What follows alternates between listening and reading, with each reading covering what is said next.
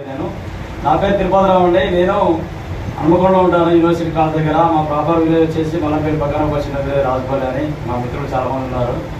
అయితే ఏంటంటే unfortunately sir సీనియర్గా ఉన్నారు. ఆయన సీనియర్ ఉన్న సంగతి కూడా తెలియదు నా బిజినెస్కి వచ్చేంత వరకు. ఆ తర్వాత తెలిసింది. తర్వాత మీటింగ్స్కి వచ్చినప్పుడు ఒకసారి ఈశ్వర్ గారు పరిచయం చేశారు. ఈ యొక్క గొప్ప అవకాశం నాకు ఈశ్వర్ గారి ద్వారా వచ్చింది. అయితే ఏంటంటే నేను అంతకుముందు రియల్ ఎస్టేట్ చేసేవాడిని. రియల్ ఎస్టేట్ ఒక దగ్గర 10 నుంచి 12 సంవత్సరాల నుంచి చేస్తున్నాను. ఈ టైంలో ఏంటంటే నన్ను రియల్ ఎస్టేట్ చేసేవాళ్ళు ఒక 7 to 8 మెంబర్స్ రెగ్యులర్ గా ఏడిఎంఏ చేస్తున్నారు. చేసుకుంటూ వాళ్ళు నన్ను ఫాలో చేస్తూ ఉన్నారు. అందరూ ఒక 6 నెలల నుంచి రెగ్యులర్ చేస్తూ ఉన్నారు. అయినా కూడా సరిగ్గా మళ్ళీ ఒక సిస్టమ్ ఎందుకులే అని చెప్పి దాని గురించి పట్టించుకోలేదు.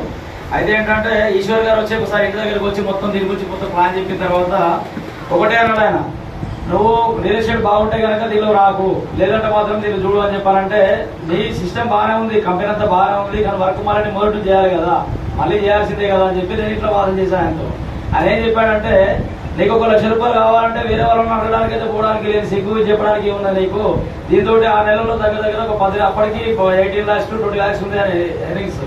మరి నేను ఈ మాత్రం చేస్తే ఇది వచ్చింది, మరి ఇది చేయడానికి నీకు ప్రాబ్లం ఏంది, నీ అకౌంట్లో 1 లక్ష రూపాయలు చూపెట్టు, నేను వెళ్ళిపోతే బాగానే ఉన్నావు అని, లేకపోతే నేను దీని గురించి నేను ఇంకోసారి